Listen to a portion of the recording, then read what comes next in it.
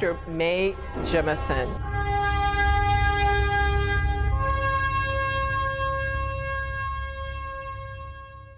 How old were you when you first got interested in science? I don't even remember how old I was, because as far as I know, I always loved science.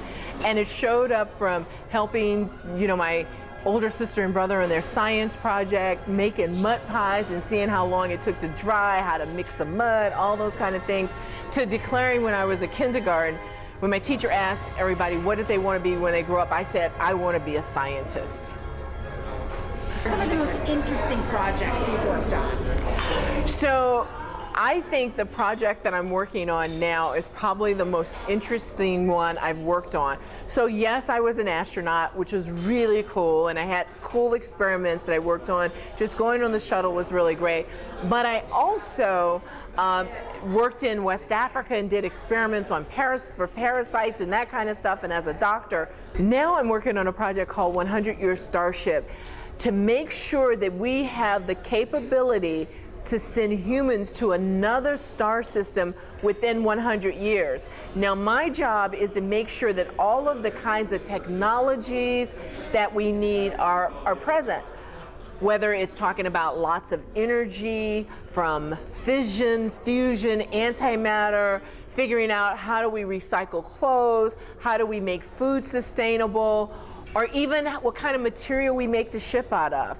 And also, how do we get people so that they learn how to behave and they are healthy psychologically and physically when they get there. That's a really great project. What makes it even better is because we can use all of those kinds of technical capabilities right here on Earth to make everyone's life better today. You can't do stuff like this being timid. It's that boldness, that willingness to take on something that may be called a grand challenge that moves us ahead. And liftoff of Endeavour on America's 50th space shuttle flight. Have always been excited about space from the very first time 1,000 generations ago. As a little girl, I first became aware of the space program through the Gemini and the Apollo missions, which I followed avidly. And 30 years later, I actually got to go into space as an astronaut aboard the space shuttle Endeavour. With science and technology, it can be incredibly creative. And in fact, I think that's the reason I love arts and dance, and then I jump over there and I love the sciences as well, because it's all about imagining what might be. And then, you have to have this idea about what might happen, and then you have to figure out how to make it happen.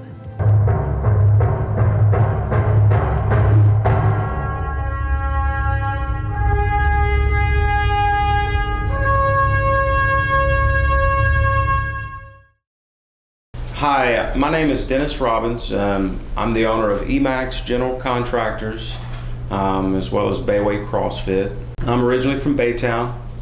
I grew up here, and I'm a third generation Lee Gander. I'm very proud of that. And it's important to me, being from Baytown, that I give back and share with folks success. I've been fortunate to have been around a lot of successful people in Baytown.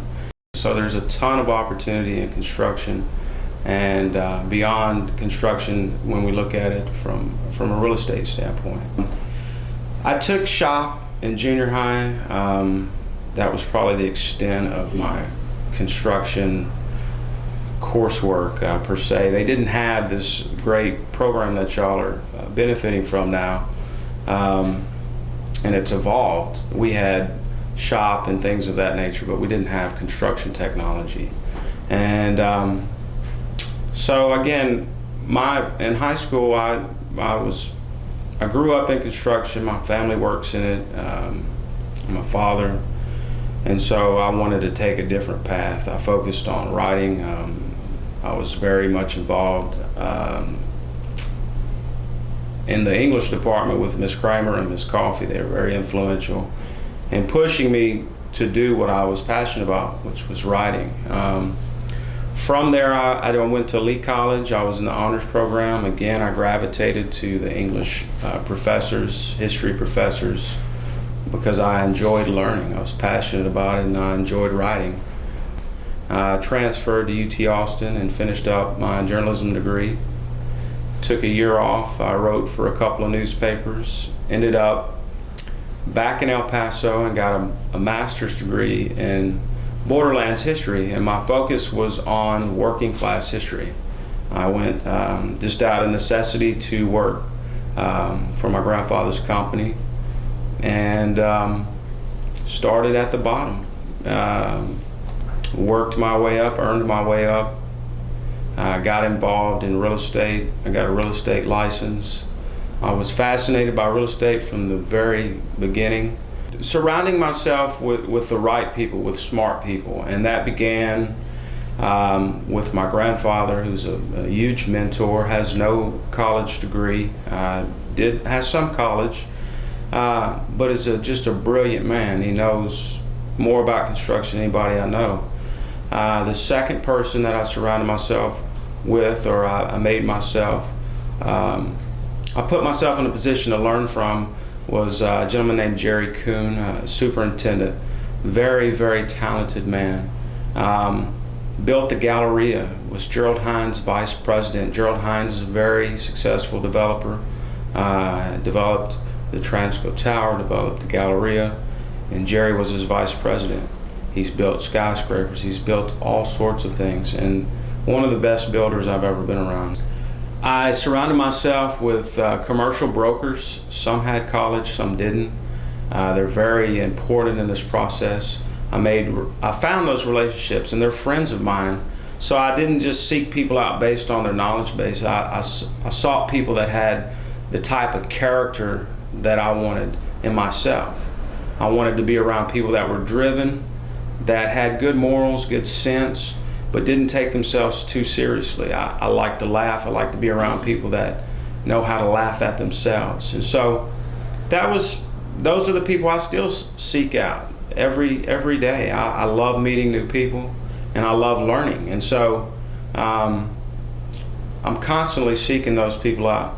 You need relationships with these types of people, professional people, as well as people that work out in the field. You've got to have both worlds. You got to be schooled in both. And so while I have plenty of education, I have years of grinding experience out on the job, being physically, having to physically do things, operating equipment, framing buildings, the whole nine. I've done it. I think everybody should have to do it, regardless of your background, your education. It gives you a different perspective, a different respect for how difficult it is for the men and women that do it. And so, and you earn their respect that way too. So that, in terms of surrounding myself, that's the key. The people around you are where you're going.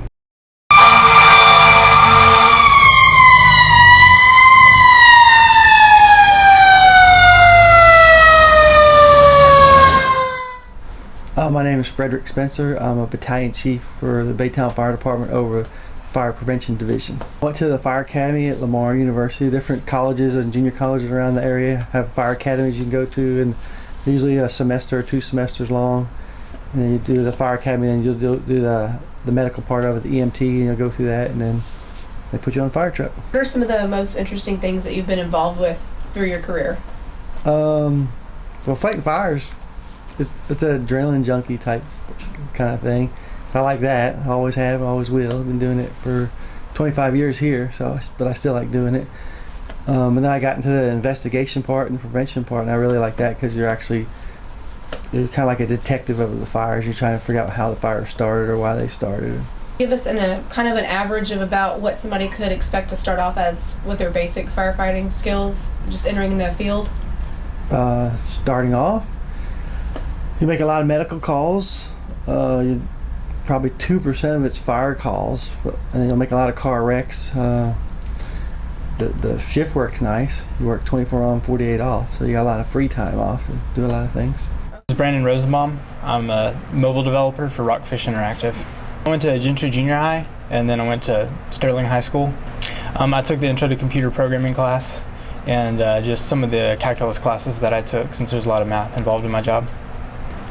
I went to Texas Tech University. I majored in computer science, and I also got a minor in mathematics. Right now I specialize in developing mobile apps specifically for Android. I worked at a few places. The first one was Overwatch Systems, which is a government contractor, and Thermopylae, which is another government contractor. And then right now I currently work at Rockfish Interactive, and we're a digital ad agency. What are some of the most interesting projects that you can tell us about, talk about? When I was at when I was at Overwatch, we had a mobile app that we were developing to help the soldiers with, and basically it was to allow the soldiers to see vital information on their phone while they're out in battle, and also allow them to sort of take notes with it and stuff. So various cool things like that, just to kind of help augment the missions that they were on. So that's one of the coolest things I've worked on.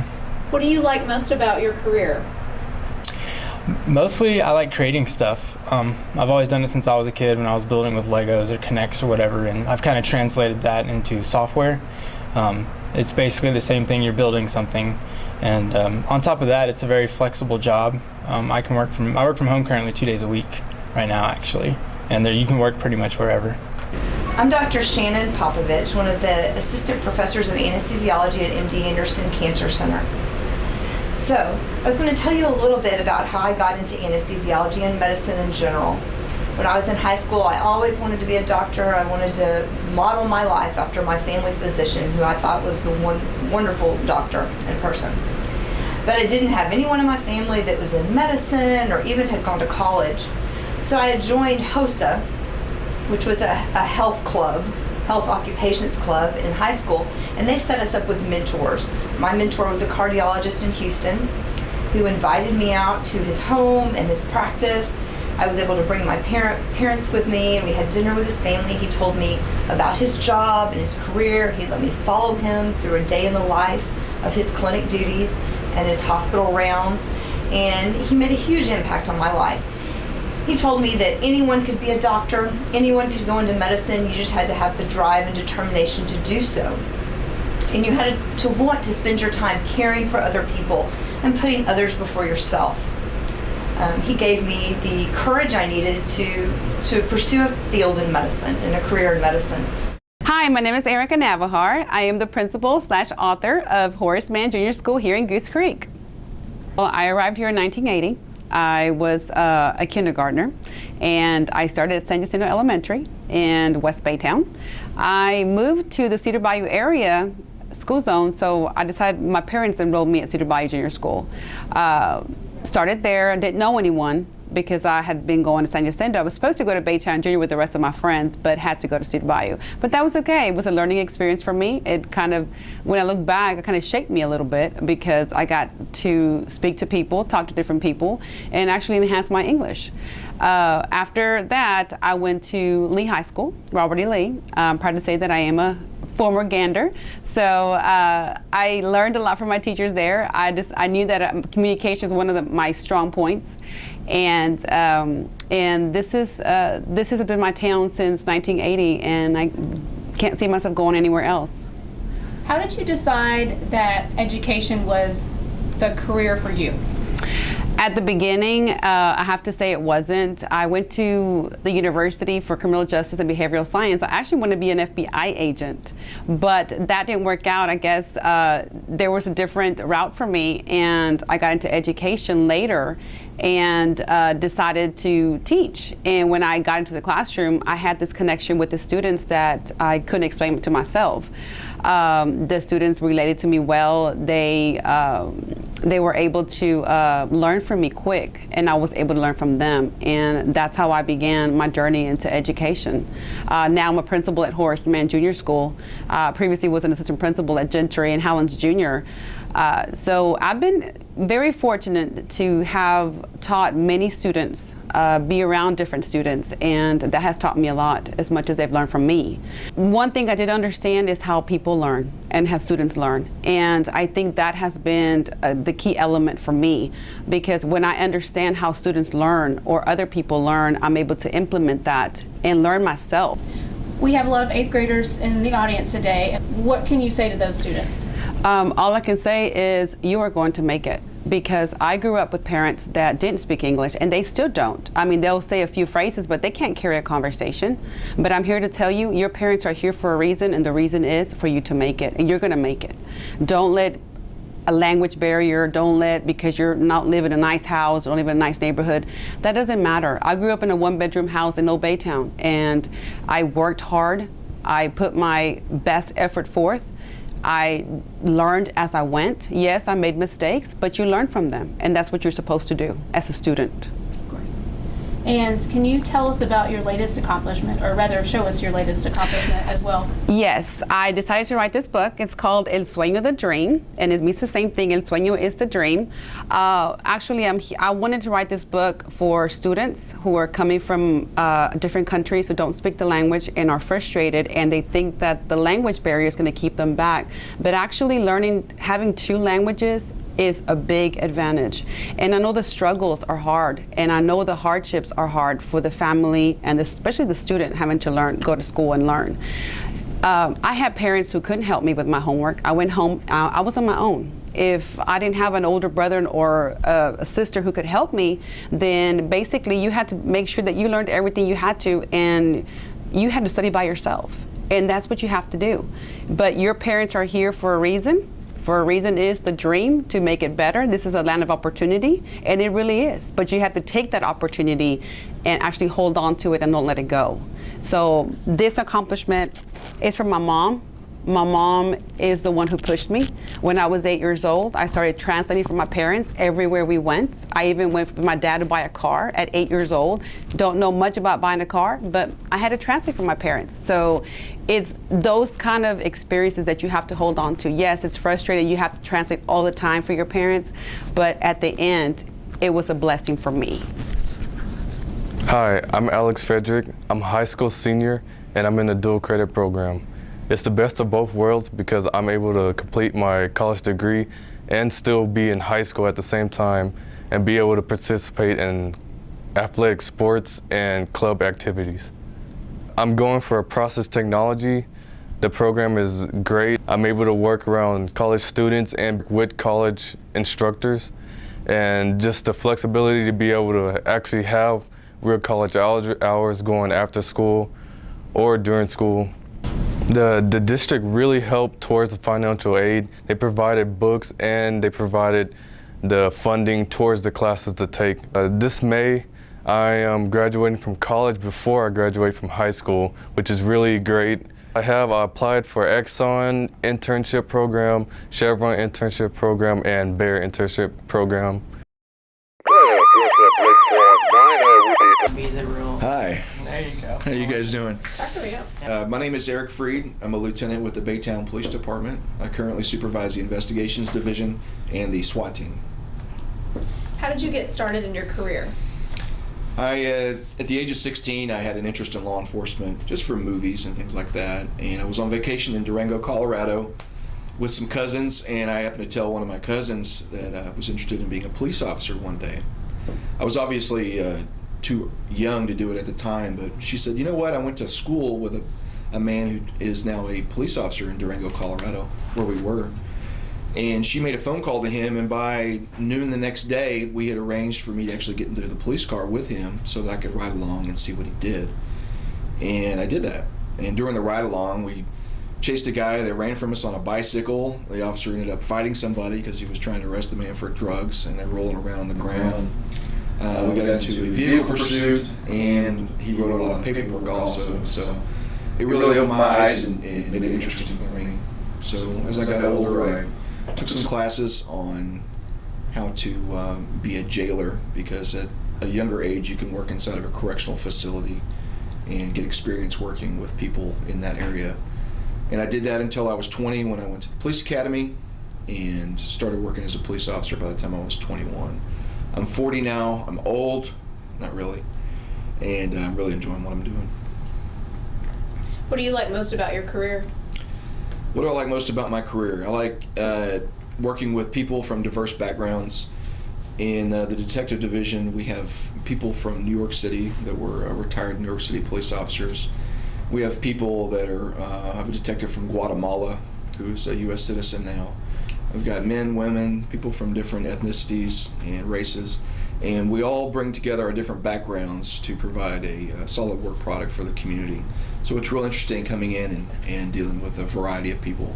And that applies to the public too. There's just all kinds of different folks out there that we get to talk to, and I get to learn something from each one of those people. The SWAT team is a collateral assignment, which means it's something that we do on the side. At Baytown PD, it is a part-time job for any police officer that is interested. You have to be on the department for at least 2 years and have a good work product. As the commander, one of the things I look for is somebody who's energetic, that goes out and excels in what they're already doing. And when we have an opening on the team, which is rare because it's such a good assignment, there is a physical fitness test that they have to pass, a 1.5 mile run, push-ups, sit-ups, an obstacle course, a shooting evaluation, and then the team as a whole looks at this person and evaluates whether or not this is somebody that they can work with, that they can gel with, and ultimately they are accepted or not. And when they're accepted, they're sent to a basic SWAT school where they go through 6 days of very intense training. And once they pass that, they are given their little SWAT pin for their uniform shirt, and they're officially part of the team. They then have to attend SWAT training twice a month, 8 hours a day. And we also do a week-long training session, which is 40 hours.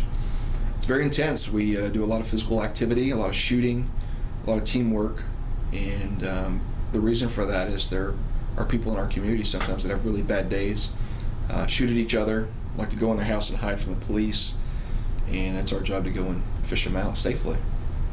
Hi, I'm Marisa Coy, and I'm Larissa Coy. We were born and raised here in Baytown, Texas. We were able to decide before we went into high school what we wanted to do for our fine arts elective, and we decided to do a drill team at that time, which was the Sterling Stars. We had been dancing since we were 3 years old, and we decided that fit the best thing for us in high school. Once we were in high school, our senior year, I was colonel of the Stars, and I was lieutenant colonel of the Sterling Stars. And we were in high school. We actually took upper level classes. We took AP classes as well while we were in Stars. So our studies were extremely important as long as our fine arts credit. So we definitely feel that education is very important as well as doing your fine arts option. When we graduated in 2003, we had to decide where we were going to go to school. Since we had a scholarship at Lee College, we ended up going there for 2 years. And as we were going to Lee College, we also had 2 jobs. One job was the Gear Up program at Lee College. And once we were doing that, we also tried out for the Houston Aeros dance team, which was at that time called Sonic Boom. After making the Houston Texans cheerleader team, we had to change some of the items that we decided to do. So one of those items was to continue our education. So education was always important to us to fulfill, so we decided that the University of Houston main campus was the best fit for us. So we got to enroll in different education classes after tutoring and Gear Up at Lee High School and helping those students. So we both decided that we wanted to become teachers at that point. So when we made the Houston Texans cheerleading team, we had different opportunities that we were able to do. We were able to be featured in their magazine they did for cheerleading at the time. We had our uniform picture as well as our glamour shot picture. We actually are the first set of twins for the Houston Texans cheerleading team, so we made history. We had different appearances that we would make. There's a minimum of 40 appearances that you have to make as a cheerleader per year. And appearances, what I mean by that is not only signing autographs at different events, but it's also appearances that you make throughout the city of Houston. Here in Baytown, when the academy opened, we were able to do an appearance with J.J. Watt. Marisa and I both went right when the academy opened, and he got to come. So that was a real honor to be there when academy opened for our community.